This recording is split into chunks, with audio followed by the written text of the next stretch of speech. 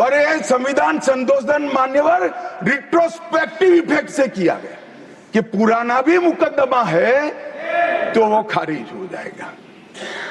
कभी ऐसा होता है? हमारे प्रधानमंत्री तो कहते हैं मैं प्रधानमंत्री नहीं हूं, प्रधान सेवक। और कोई कहता है कि मुझ पर मुकदमा नहीं हो सकता, मैं शासक हूं, शासक के खिलाफ उंगली नहीं उठाई जाती। भले संविधान ने अधिकार दिया, वो अधिकार हम समाप्त कर देते हैं। और मान्यवर ऐसे ऐसे सुधार किए हैं। मान्यवर उस वक्त भी श्रीमती इंदिरा गांधी थी और 42वां संविधान संशोधन आया। मान्यवर अभी अभी सुबह दूसरे सदन में वन नेशन वन इलेक्शन का बिल पेश हो रहा था। सारी कांग्रेस पार्टी और इनके साथी दल लोकसभा को, विधानसभा और लोकसभा का कार्यकाल बदलने का अधिकार नहीं है। मैं सुन रहा था, है नहीं है तो जब बिल आएगा तब चर्चा करेंगे। परंतु भाई आपने क्या किया?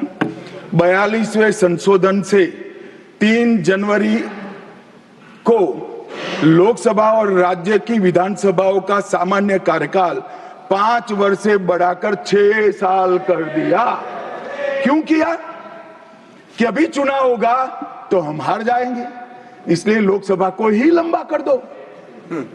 इतनी निर्लज्जता के साथ विश्व में कोई संविधान संशोधन नहीं हुआ होगा। मान्यवर दूसरा, कुछ कानून पारित करने थे, सदस्य उस वक्त ज्यादा विरोध तो कर नहीं सकते थे, मगर विरोध करने का नया तरीका कुछ कांग्रेस में जिसमें हिम्मत थोड़ी बची कुची थी, इन्होंने कहा एब्सेंट रहने लगे तो क्वारम नहीं होता था।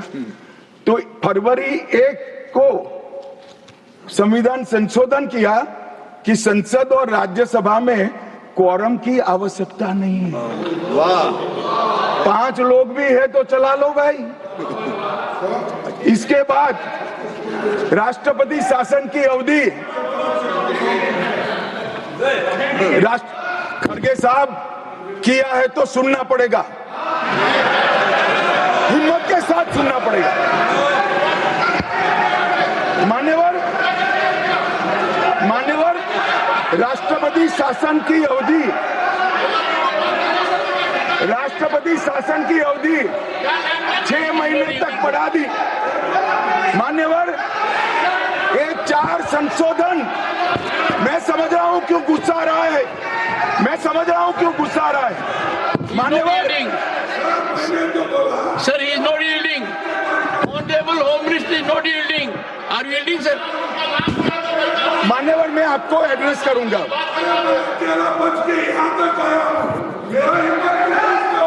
तुम तो कायर हो, तुम मान्यवर, तुम लड़ाकू हो। Okay. मान्यवर मैं आपको एड्रेस करूंगा। Go on record. What the Honorable Home Minister said. खड़गे जी मैं आपका बहुत सम्मान करता हूं, आपकी हाजिरी वहां दर्ज करनी चाहिए। कृपया बैठे, मुझे बोलने दीजिए।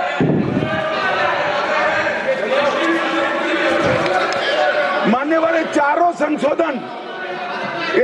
संशोधन मैं मेरी पार्टी के दफ्तर से नहीं ला सकता।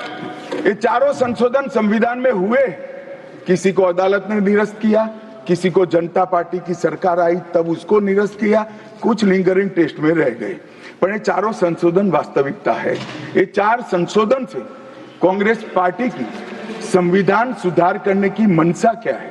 एक में हम पर केस न हो, दूसरे में हम चुनाव हारने वाले तो समय बढ़ा देना, तीसरे में मेरे पर जांच नहीं हो सकती, और चौथे में नागरिकों के संविधान प्रदत्त अधिकारों को समाप्त करें। ये उद्देश्य बताते हैं। अब मैं हमारा 4 संशोधन लेकर आता हूं। मान्यवर सबसे पहला संशोधन नरेंद्र मोदी जी ने सरकार में किया, 101वां नंबर भी अच्छा आया है। 101वां संशोधन 1 जुलाई 17 को हम जीएसटी को लेकर आए मान्यवर, और इस देश के अर्थतंत्र को रिदम में लाने का।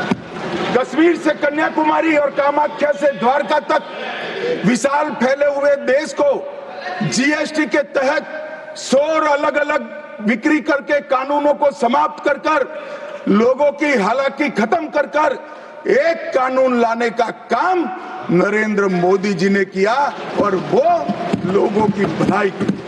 कल की डिबेट मैंने पढ़ी है, कोई सदस्य बोले कि नरेंद्र मोदी जी ने विरोध किया था। मैं रिकॉर्ड पर कहता हूं, हाँ नरेंद्र मोदी जी ने विरोध किया था। किस मुद्दे पर किया था? आप जीएसटी तो लाना चाहते थे मगर राज्यों को कंपनसेशन की गारंटी देना नहीं चाहते थे। हम जीएसटी भी लाए और राज्य को विकास दर के हिसाब से कंपनसेशन की गारंटी भी दी। इतना ही नहीं, गारंटी का 10 साल तक पालन करने का काम भी भारतीय जनता पार्टी की नरेंद्र मोदी सरकार ने किया। हम संशोधन लाए देश के अर्थतंत्र को सुचारू बनाने के लिए। दूसरा संशोधन लाए, 102वां संशोधन, national commission of backward class को संवैधानिक दर्जा देने का काम। अब कुछ लोगों को पेट में दुख रहा है कि नरेंद्र मोदी जी ने ये क्यों किया। मैं साहब आगे बहुत सारी बातें बताऊंगा। नरेंद्र मोदी जी इसलिए कर पाए कि आपने नहीं किया था। अगर आप ये कर देते तो मोदी जी के तो भाग्य में ही नहीं आता।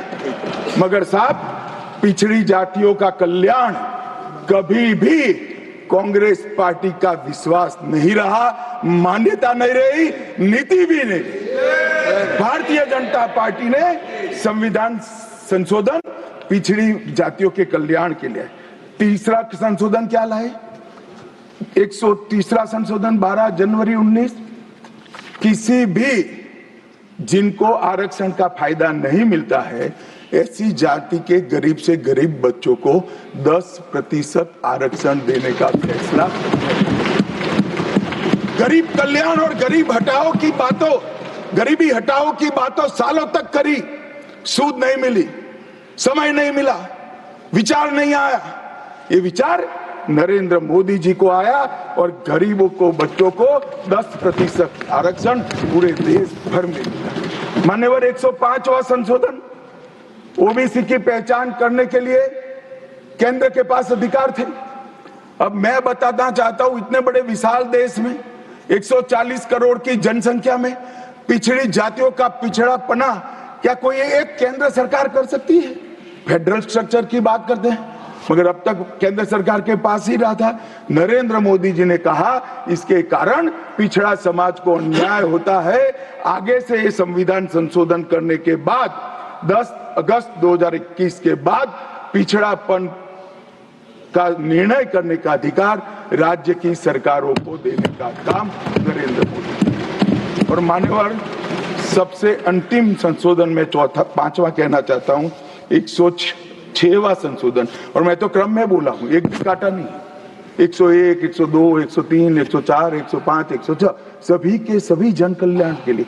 और छठा सम्मेलन संशोधन था 28 सितंबर 2023 को, मातृशक्ति को शक्ति प्रदान करने का, मातृशक्ति को 33% आरक्षण, नारी शक्ति वंदन अधिनियम।